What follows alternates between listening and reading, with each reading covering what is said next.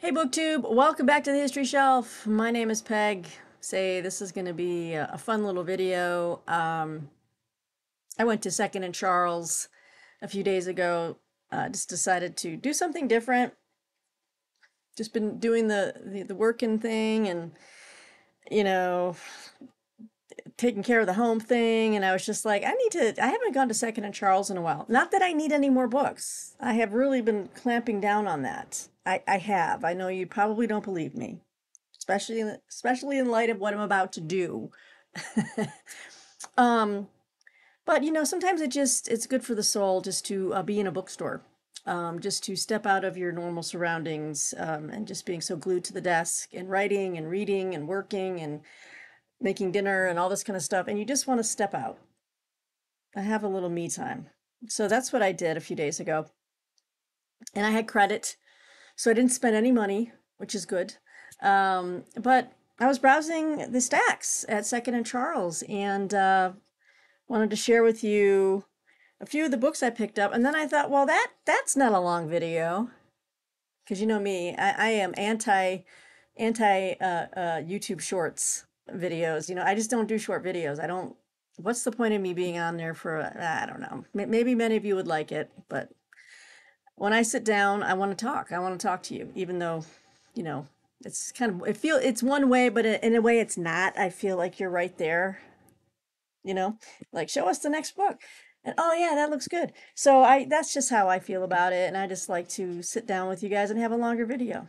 So that's what I do. And many of you do seem to like that, at least the ones that comment. So I thought, well, I had picked up or either ordered online or picked up at different times books that were used books, that I was like, I'll just include those in this video as well. But let me start with some of the books I picked up at Second and Charles. And I'm not sure when I'm posting this video. So I'm about to post one now. And it's Sunday, and the Detroit Lions are playing in 2 hours. This might go up on Monday after the fact. So I'm either going to, by the time you see this video, I'm either going to be very, very happy or very, very sad. So fingers crossed. So yeah, it'll be after the fact probably. I'm probably going to wait and, let the other video roll today, Sunday, and then I'll put this one out on Monday, January 15th. I am off tomorrow because we have MLK Day off. So that's great. All right. So, you know what? Let me show you some of the books I got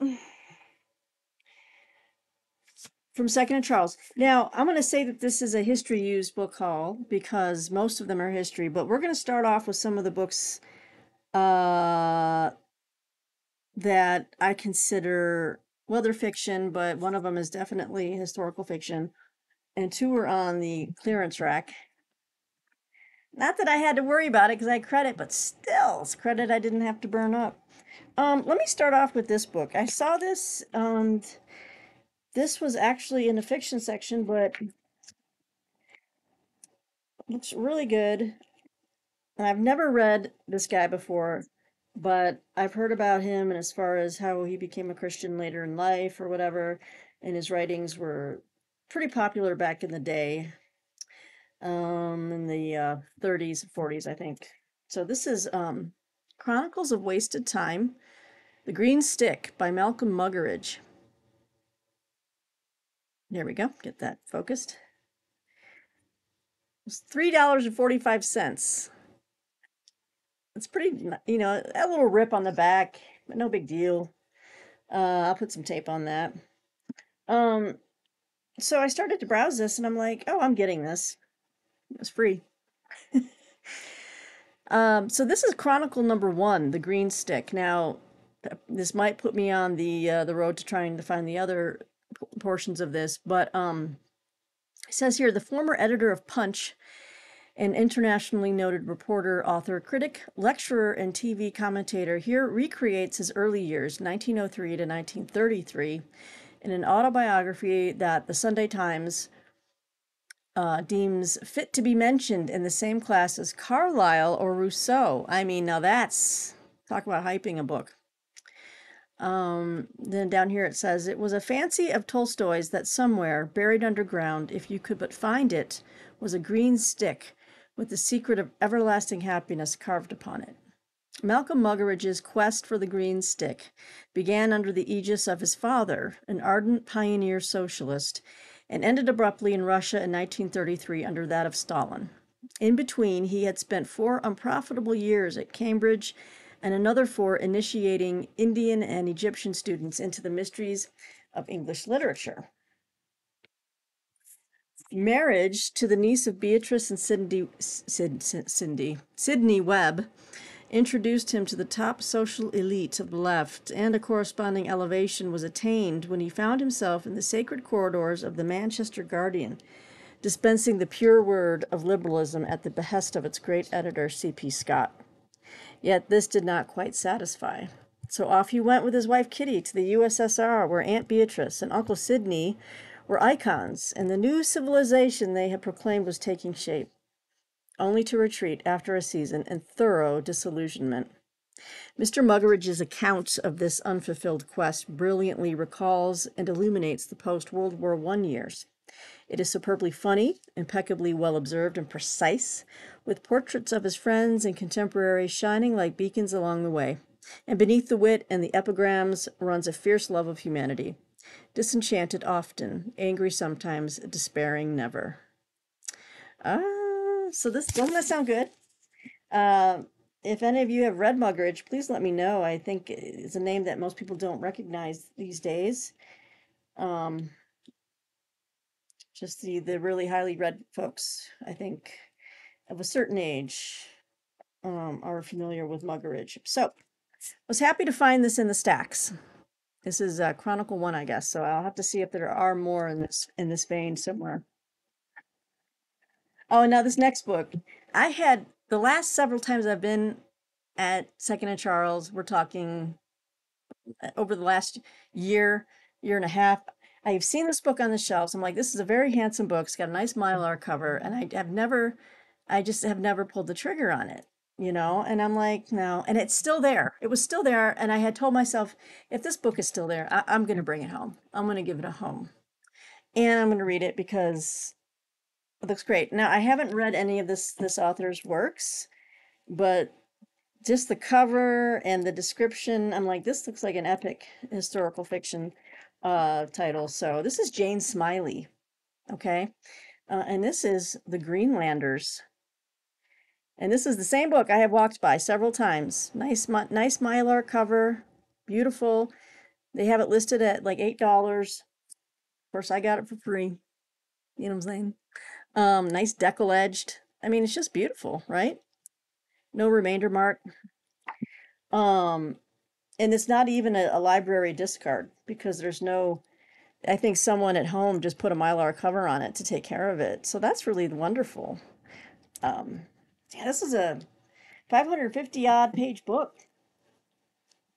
And what do we got here? So let's take a look at the Greenlanders and what this one is about. Jane Smiley's power to move and hold her readers. Okay, this is blurby stuff. Let me get into the meat of this. Nothing she has written yet can prepare us for the extraordinary pleasures of the Greenlanders, this huge hypnotic novel that draws us into a 14th century Norse world at once harsh and beautiful, bleak and opulent with life. Here in Greenland, at the tip of the polar ice cap, is Europe's most far-flung outpost, a Viking colony settled 500 years earlier, a land of glittering fjords, of blasting winds, of sun-warmed meadows and high, dark mountains. Here are a people much accustomed to holding their own opinions and doing as they please. And now they are haunted by a rising apprehension. The winters seem unaccountably more cruel, the fur-clad Skraelings from the north more demonic. There are outbreaks of lawlessness and witchcraft. Will the new bishop, so many years awaited, never arrive from Norway? Has Europe, in the grip of plague, forgotten the Greenlanders? Does their isolation augur their end? Even among these hardy, sardonic folk, the family of Asgeir Gunnarsson stands apart. He is everywhere famous for his unbending pride. He will not let go his consuming enmity towards his neighbor, and it reverberates in the lives of his children. His daughter Margaret grows from a self-reliant, observant child into a woman rich in spirit, subtle, deep, almost scandalously independent. Her passion for a Norwegian sailor who comes on a great ship and is redolent of European worldliness drives her to adultery and into the fierce exile in which she is tested and transformed. Her brother Gunnar is thought by folk to be lazy and slow-witted, but it is his fateful quest for wisdom in the twilight of his world that takes us most deeply into that world, into the lives of its farmers, priests, and law speakers, into the hunts, the feasts, the marriages, the long-standing feuds, the heart-stopping flowerings of love, the mesmerizing tales told by the fireside, the bursts of sudden violence, the maneuverings of powerful men, the serenities and angers of family. Wow. Her narrative, echoing the simple power of the Old Norse sagas, binds us to lives at once like and totally unlike our own. So, yeah, thank you, Jane Smiley. And I finally did it. I just finally said this book deserves a home. I can't believe no one picked it up. It's just beautiful. The Greenlanders. Okay, so then I found these two kind of, one of them's beat up, but one's not so bad. Um, this was $2 on the clearance rack. And then I did a quick Google on my phone just to make sure like the ratings were good on this book. And some people say it's one of his better books. I've never read Robert Ludlum. I've seen The Bourne Supremacy and a couple of the Bourne movies. But you know, I enjoy a good espionage or thriller novel. And this one looked really interesting. Again, $2 on the rack. You can see it's ripped up. I might just either what I'll probably do is just read this and then I'll pass it along, donate it or whatever. There's no getting back the chewed off pages. But this is Robert Ludlum's The Parsifal Mosaic. $2, but free. And it's just a nice big. I love these oversized hardcovers. It's just they don't make them anymore. And there's our dude on the back. Blah, blah, blah, blah. On a dark night along a deserted beach on Spain's Costa Brava, a blonde woman races across the sand, the sounds of the crashing surf and gunfire intermingling. She is hit repeatedly and sprawls on the edge of the coastal road while high above, crouched in shadows, her lover watches the terrible violence below. He satisfies himself that the woman is dead and disappears into the night. Who is this woman? Why was she killed? And above all, why does Michael Havelock, a veteran field agent for a clandestine branch of the U.S. State Department, who deeply loves her, witness the killing with resignation and even relief? Why especially, since 3 months later he sees the same woman rushing across a crowded platform in Rome's central train station? These are the questions that haunt The Parsifal Mosaic, a novel in which Robert Ludlum once again masterfully weaves a riveting tale of espionage and intrigue at the highest and lowest levels of international deception. At the center of the action is Michael Havelock, born Mikhail Havlicek in the Czech village of Lidis, and smuggled out of Prague and into America at the age of 12. By the time he is 28, Havelock has earned a PhD from Princeton and become the protege of Anton Matthias, a fellow Czech and brilliant geopolitical thinker who has since become the most highly regarded Secretary of State in U.S. history. Matthias, who is no less than a surrogate father to Michael, long ago understood the furies that propelled his graduate student to forgo an academic career for that of a brutally effective deep cover agent, specializing in espionage and defection. But after 16 years, the tensions of underground service have exhausted Havelock. When he meets Jenna Karas, a Czech national assigned to him in Prague, he feels his life is about to change. And they fall deeply in love. Without giving more away, and without me learning too much of the story, I'll leave it at that. The Parsifal Mosaic by Robert Ludlum. So this is gonna be my first read of him ever. And then another author, an English author, very familiar to all of you, I'm sure, on BookTube, on the fiction BookTube side of things. I've never read anything by Ian Forster. I know Martine is fond of one of the books that was turned into a movie. She didn't know it was a book, I think. but you'll correct me if I'm wrong on that. Um, but this is three. It's a compilation. This is an old volume that was printed by Gramercy back in nice yellowed pages. 1993. This book came out. It's E.M. Forster's three complete novels: Howard's End, A Room with a View, and Where Angels Fear to Tread. And it was on the clearance rack for $3, and I was like, it's really good. It's good condition. It's just yellowed from age. So yeah, I thought I'd check it out. See some yellowing, but that's what I picked up. I don't need to read you the description. Howard's End.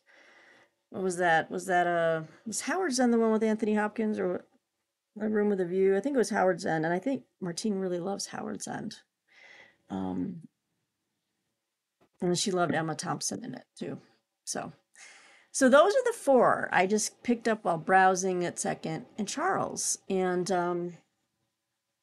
but I have picked up additional things over the last few months I haven't shown you yet. So let me do that now.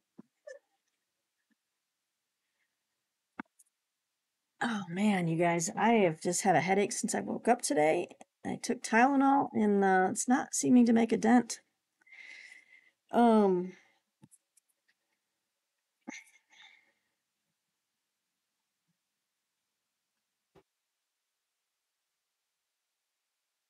okay. I've got some stuff on Middle Eastern history I picked up. I don't know if I showed you this one. I think I might have. All right, I'm gonna save it. I can't remember if I've shown you some of these. I was watching a YouTube video on the topic, and this man referenced Edwin Black, his work.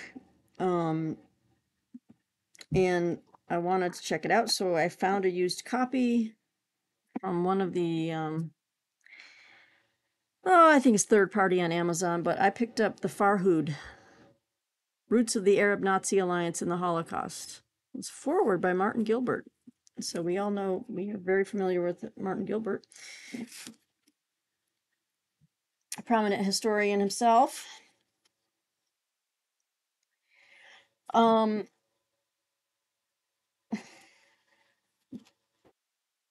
It came highly blurb. This book came out in 2010.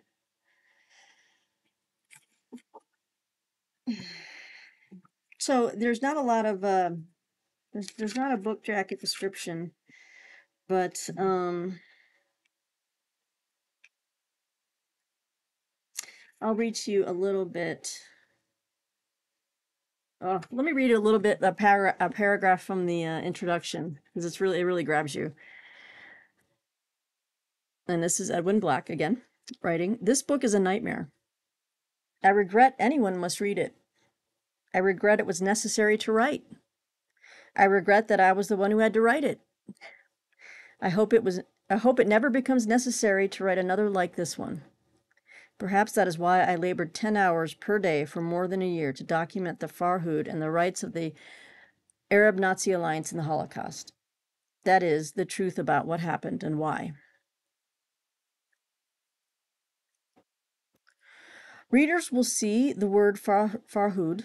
I hope I'm pronouncing that correctly. Readers will see the word Farhud, the violent dispossession of the Jews of Baghdad, writ large upon the cover of this book. Yet this work is about much more than one pogrom, a senseless orgy of violence on June 1st and 2nd of 1941, when Arab Nazis murdered, raped, and pillaged the Jewish community who had dwelled there for 2,600 years. The Farhud is but a symbol of a vastly larger story that unfolds in this book. On the cover, readers will see the famous iconic picture of the Grand Mufti of Jerusalem talking to Hitler. But the Mufti is merely the glittering tip of the curved sword. The saga within these pages is not about a mufti, nor any one man, as much as a repetitive mass movement for mass murder, erupting decade after decade until it became volcanic during the Holocaust. As you will see, the principal figures explain why and how this was done in their own words. So yeah, that's pretty powerful stuff right there in the introduction. Grand Mufti there and Hitler. Important to know these things. It's important to know the history. This is not a new thing. Okay. Alrighty. So, but in an effort to show that I read on both sides of the spectrum here, and I try to understand things, right? I picked up this book because I wanted to know more about this particular topic in more detail. And this is from Fortress Press, and this is Understanding Zionism: History and Perspectives by Anne Perez. Soft cover here I picked up, ordered online from a used third party. This came out in 2023.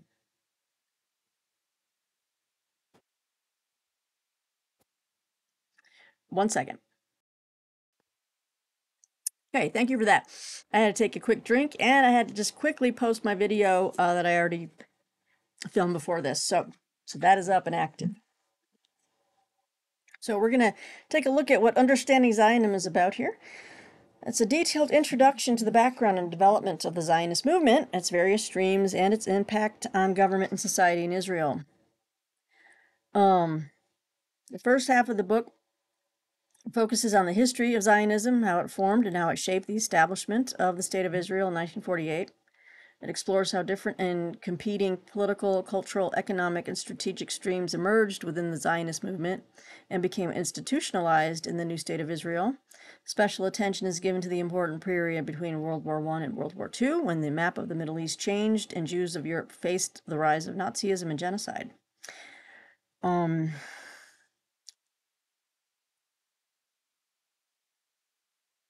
Yes. Okay, and then the second half of the book, now that I'm realizing this, well, it's going to give information, but I'll be honest with you, I think this book is more written for Christians trying to understand what Zionism is, so it's not, I don't think this is necessarily a critical study. So I might, you know what, I'll take a look at the bibliography and see how much the author might engage with any type of issues on that matter, and see if I can get some further reading. But yeah, it says the second half of the book explores broader themes related to Zionism. This includes the origins, influences, and theological emphases of Christian Zionism, the various forms of opposition. Okay, here we go. The various forms of opposition to Zionism, and the contentious questions regarding differences and similarities.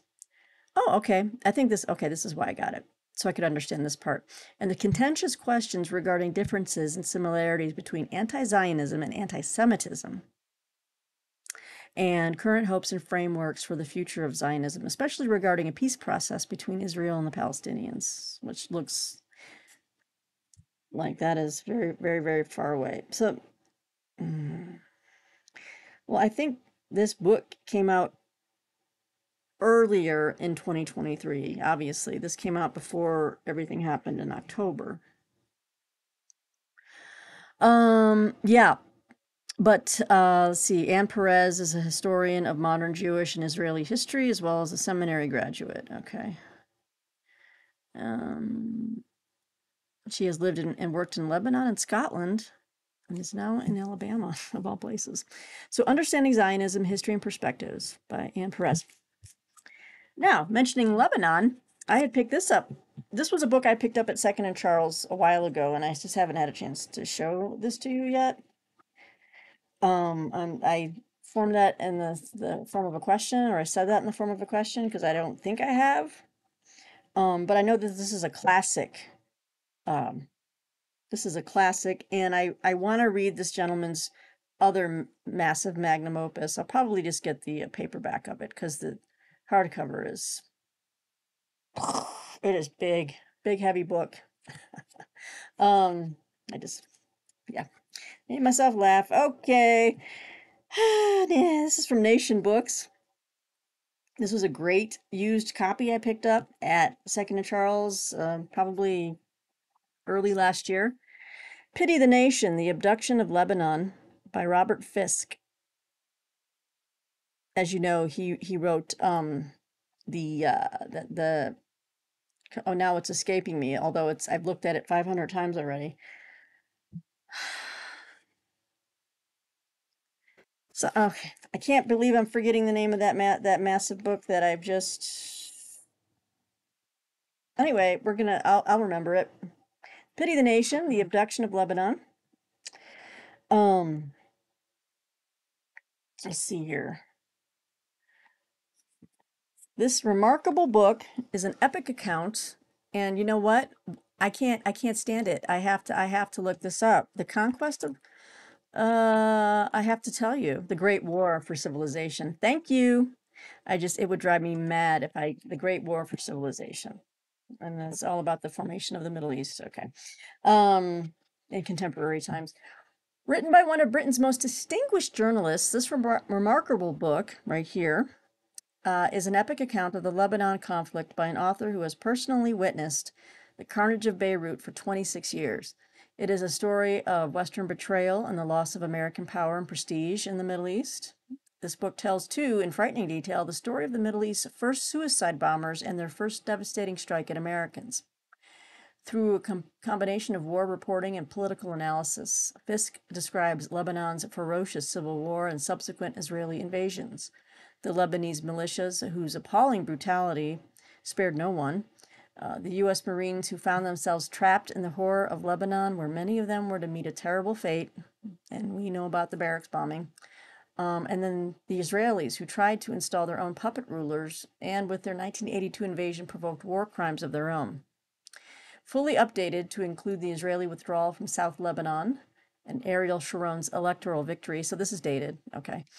This American edition has 60 pages of new material and a revised preface. Okay, well, obviously this is it's still dated. The new and revised, so the most recent evolution of this book is 2002. So, we're 21 years behind the times here, but I think it is overall is a must read for Lebanese, and American political, foreign policy and what we did there, and then also looking at Israel's actions.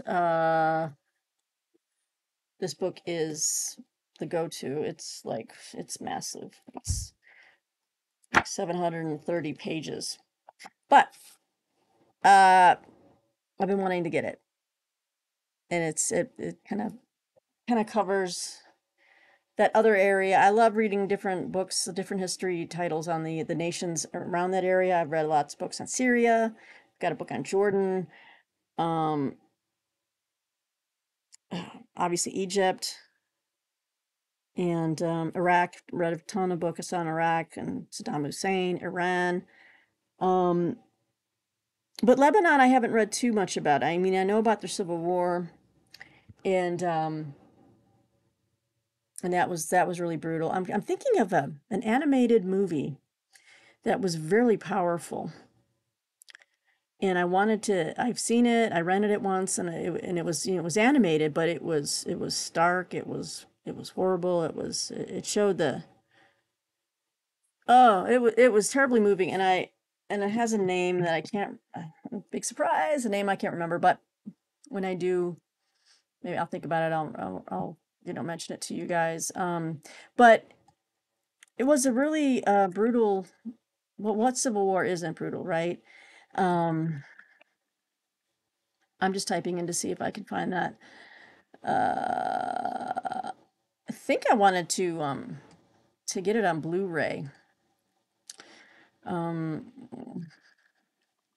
gonna find it. It's not coming up. I'm not using the right keywords. But anyway, thanks for sticking with me as I try to search for things. I'm multitasking always here at the History Shelf. I got curtains, by the way, because these are like thermal and blackout curtains. I need to get a nice tie sash. We don't have the tie sash yet. But with the sub-zero temperatures here, this office room can get, and this room is right above the garage, so the cold just creeps up. I have my space heater on right now. My feet seize. But yeah, I picked out a nice little. It's supposed to be like a dark rose color or wine color. I need to have some nice twisties to tie that off. You see how I can switch gears? I'm just all over the place. Squirrel, and that's me. I'm off. Um, okay, let me show you a few more. I still have some more used books to show you, but it'll be too long of a video. How did I hear about this book? I can't remember where. I think I was just browsing, and I'm like, this looks really good. I think I want it. It's put out by Westminster Seminary Press, and this is Faith in the Time of Plague, edited by Stephen M. Coleman and Todd M. Rester. Um, again, Westminster Seminary Press. I bought it used, probably over Thrift Books or something. This came out in 2021. All right, so it's very recent. It says here, the treatises, prayers, hymns, letters, and sermons collected in this book, many of which are presented in English for the very first time, represent the best of Reformation and post-Reformation plague writings, and that's in quotes. Written by pastors and teachers who lived and ministered through epidemics, Faith in the Time of Plague is a helpful aid for anyone wrestling with the question of a Christian's responsibility in perilous times. And it includes a list of the writings. We've got Theodore Beza, Andre Rivet, Gisbertus, that's a nice name, Gisbertus Votius, Johannes Hornbeek, Ulrich, Zwingli, we know Zwingli, Martin Luther, Ludwig Lavater, Jerome Zanchi, Zacharias Ursinus, George Abbott, John Rollet. Yeah, okay. So,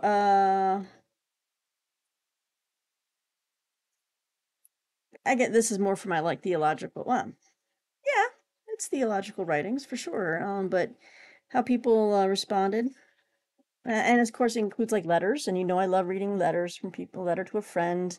It's by Andre Rivet. Oh, I just love these types of things. They just take you back and just connect you with people from centuries ago. And who wrote this? A treatise on the plague. Oh, here it is. Gisbertus Votius. All right. You see that name? Gisbertus. We love you, Gisbertus. So as another used one I picked up. Oh yeah. And then for my Civil War fans out there, I had seen I'm pretty sure I have an older version of this book somewhere, but it's not with me. It's probably at my mom's house. But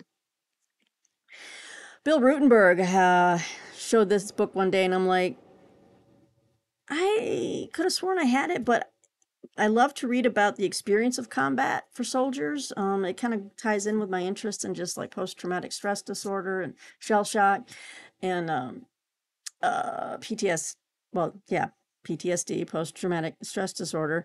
But also something I've just read recently, and I've got a review coming out in the next week or two from someone who fought in fought.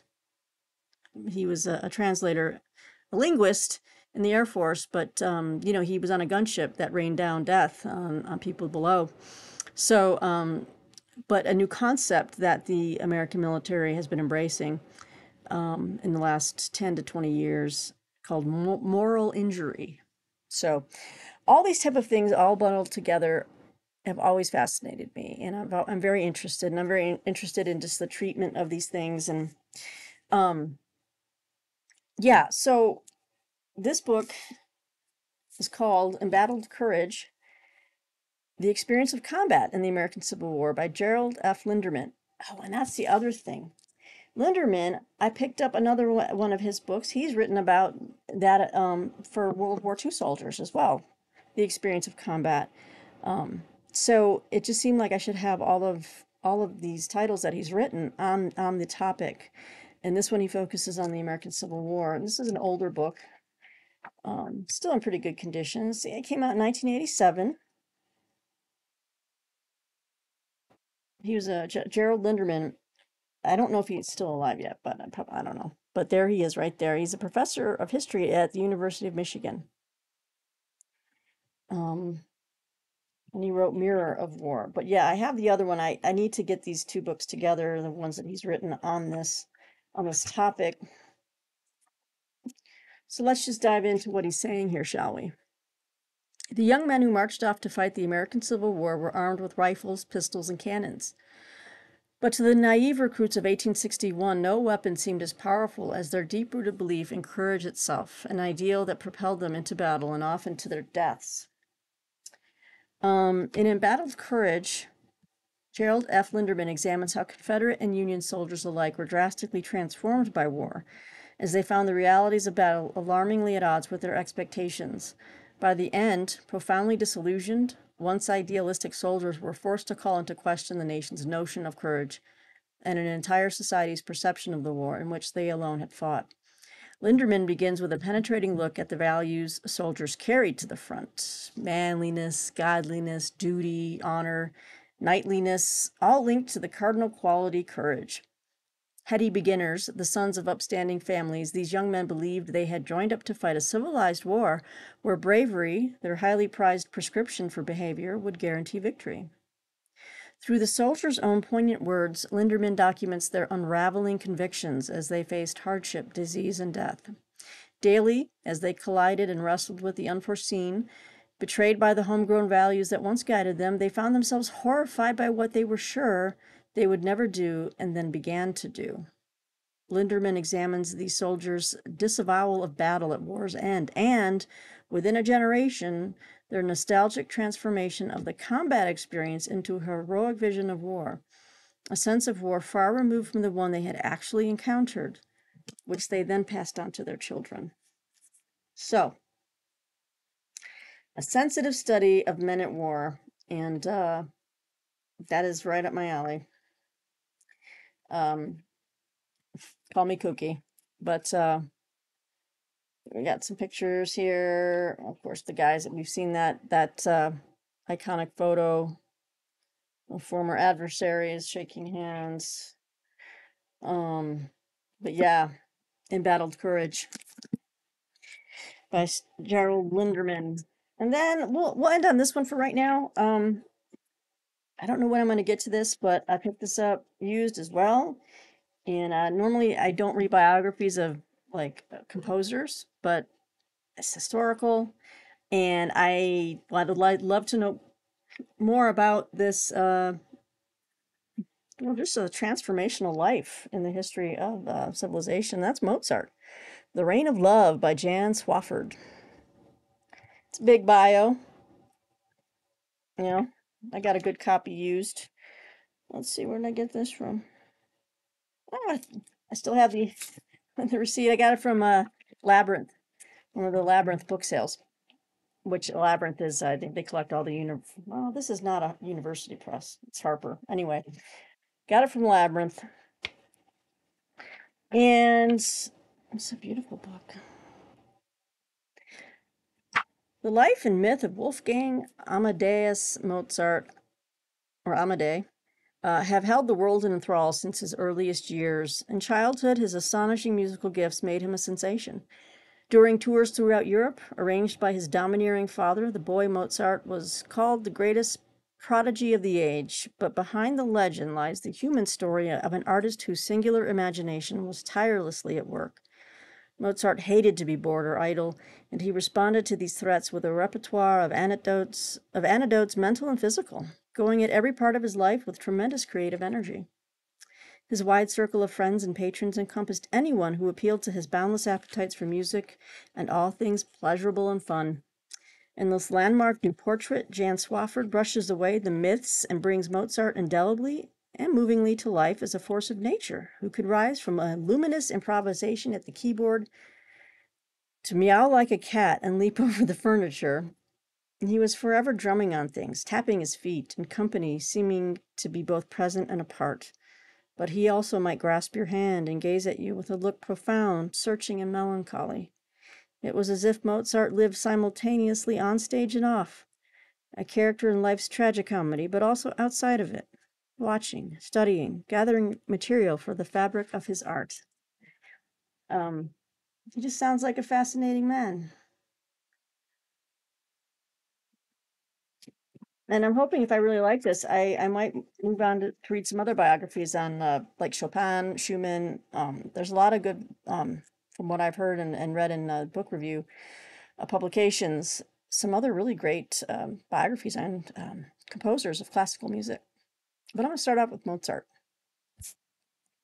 And did I mention when this book came out? 2020, the last few years. So still fairly new. But yeah, so there's my chatty little, history and fiction used book haul for you. Still have a few more I want to show you, but I will save that for another day. Got a little bit of snow out here. Yeah, I'm going to go get ready for this football game and heat up some food and try to get rid of this headache, which is just sitting behind my eyeballs. But I hope all of you are doing well and you're enjoying your weekend. And again, I might be posting this on Monday. So if my Lions win, I'm so happy. If they lose, I still love them and support them, and it's been a great year. So I'm just saying. Anyway, guys, thanks for joining me here at the History Shelf. Drop a like, subscribe.